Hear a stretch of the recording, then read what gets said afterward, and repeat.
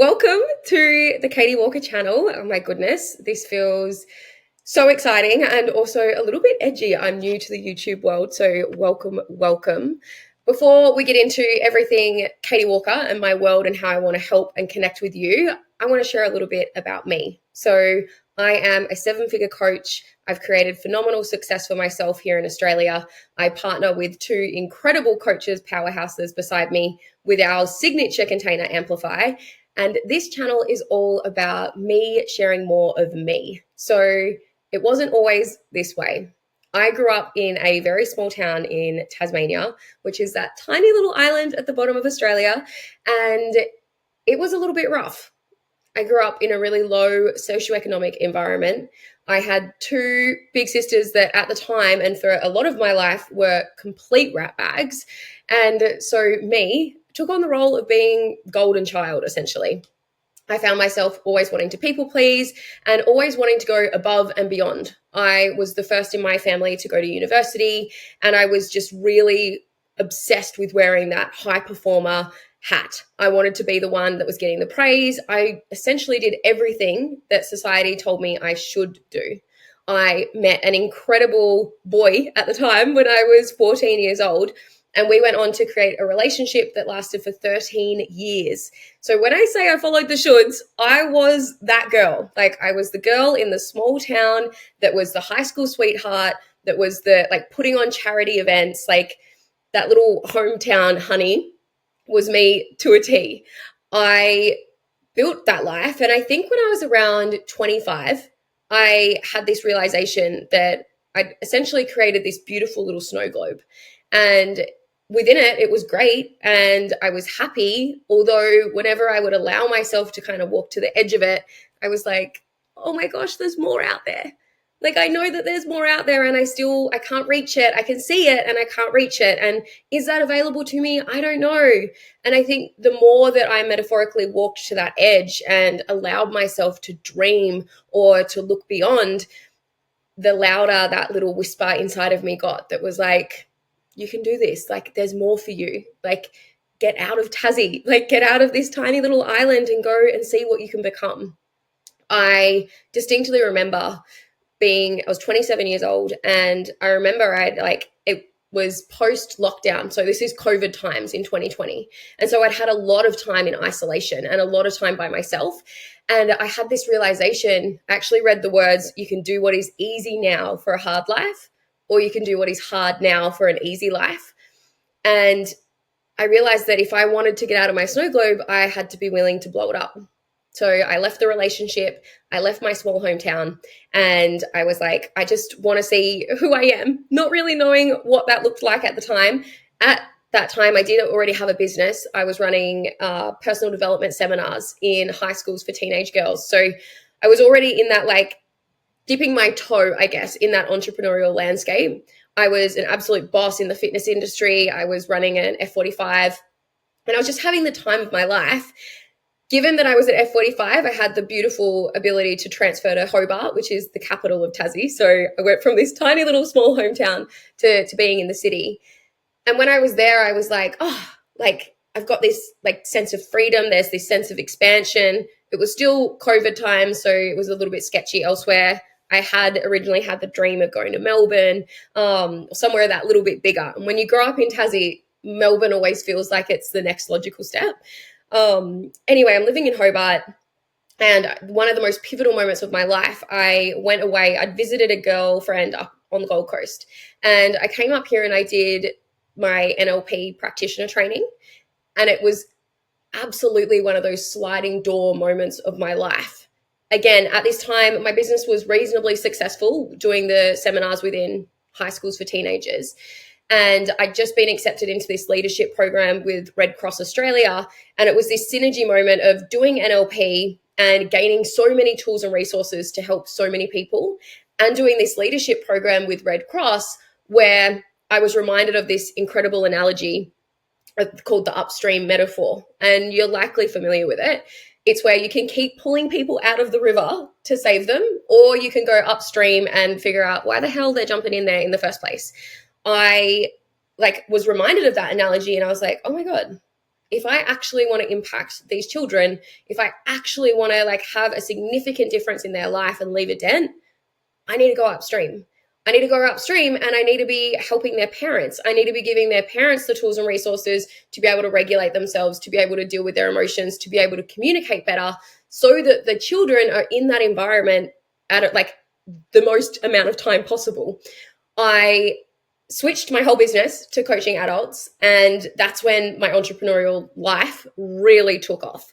I was making 30K months like that. Like it literally felt like it just came out of nowhere.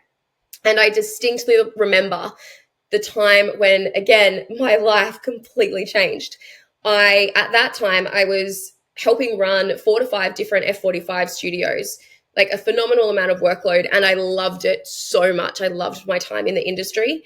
And I remember that I was driving in a multi-story car park, the ones that go up and around. And I'm like running late, which is pretty classic Katie Walker behavior.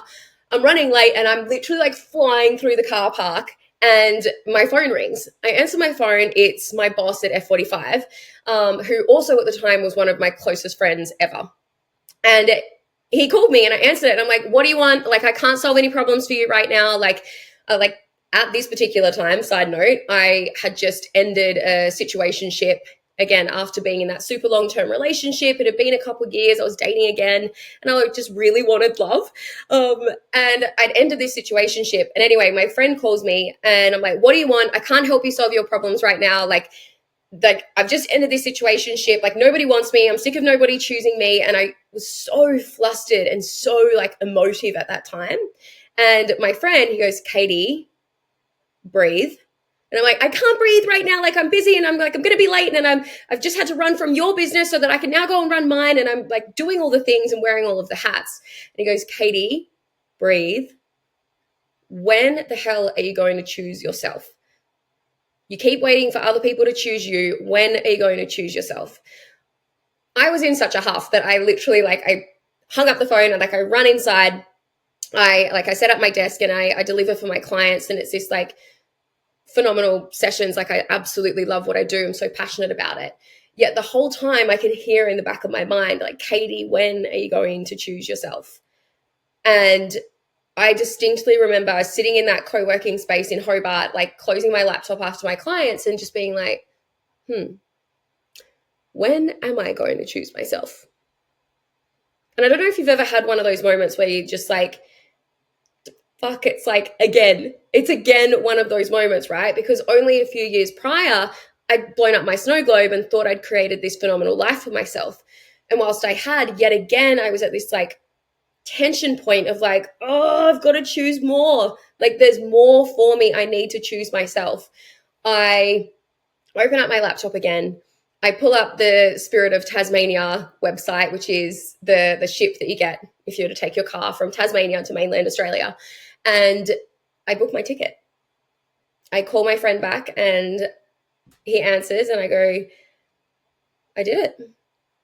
I love you. Thank you. I'm choosing myself. This is my formal resignation. I leave in 2 months. And his response was so simple. I'm proud of you.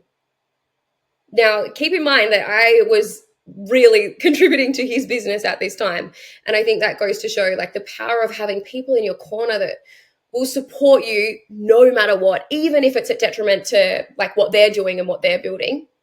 And I've been so lucky across my life to have the most incredible people in my corner supporting me. I got on the Spirit of Tasmania. I drove all the way up to Queensland and I now live here on the Gold Coast. Genuinely the most phenomenal place in the world. I'm 20 seconds from the beachfront. I walk out and my toes are in the sand. The sun is just shining almost always. It is genuinely the most phenomenal lifestyle. I've gone on to meet the most phenomenal entrepreneurs here, which was definitely one of those tension points in Tassie. I was really struggling to find my people. So I was that person that pulled up a chair at the new table and I was no, I'm here. I'm here and I'm making a seat for myself. I'm choosing myself, right? And this was essentially my little mantra. I'm you can choose yourself. You can choose yourself. And that's not to say that it didn't come with its challenges. The metaphor that I really love to use for that transition phase was I went into the cocoon I really felt like I moved here to Queensland and I crawled into my cocoon. Keep in mind that I had just gone from like loving and running these F45 businesses. And so it was nothing for me to see upwards of 100 people before 9 a.m. every day. And I've just moved to this tiny solo, like studio apartment in Queensland, and I'm doing Zoom calls. So I'm feeling this sense of complete isolation. And sure, I've got connection and I've got a few friends, yet if you've ever moved cities, you would know that it takes a little while until you build those like soul deep connections. And so I really felt like I was in my cocoon. And if you're familiar with the process of a caterpillar becoming a butterfly, in the cocoon, they completely dissolve, like completely dissolve. So once again, it was this opportunity for me to look at my identity and who I wanted to be, because I was at this beautiful inflection point of it's all melting away. This is your opportunity to decide who you want to be, not have to be, not like looking around and going, but this is who I've always been, like actually getting to choose. And it was one of the most phenomenal times of my life. Now, at the time, it was so freaking challenging. Yet now I look back at that and I go, thank God. Thank God I had the courage to sit in that, to move through that, to allow that to happen, to allow myself to completely dissolve, to rebuild my concept of self and choose the most empowering story for me to utilize moving forward. Because now I have a 7-figure coaching container with two of my best friends, these incredible powerhouse women. I participate and collaborate with Australia's leading NLP practitioner, and I help train incredible humans in these techniques and resources that genuinely changed my life. And now I get to share it all with you. So I'm really leaning into my speaking journey and my ability to now build my personal brand, because I get to, and that gets to be really fun.